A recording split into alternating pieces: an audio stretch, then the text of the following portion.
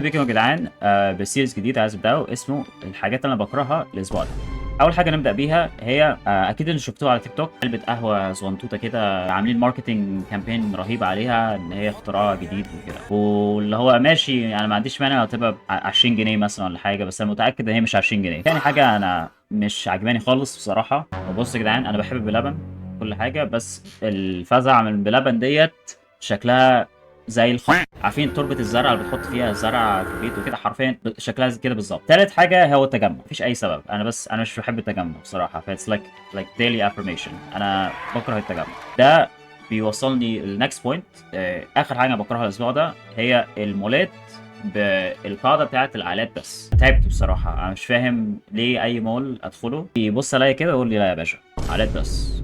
انت هتعمل مشاكل. انا شحط عندي 25 سنه، فكفايه بقى بتشوب وابقى انت ويقول لي نو. دي الحاجات اللي انا بكرهها الاسبوع ده، واشوفكم الاسبوع الجاي ما محدش يكنسلني.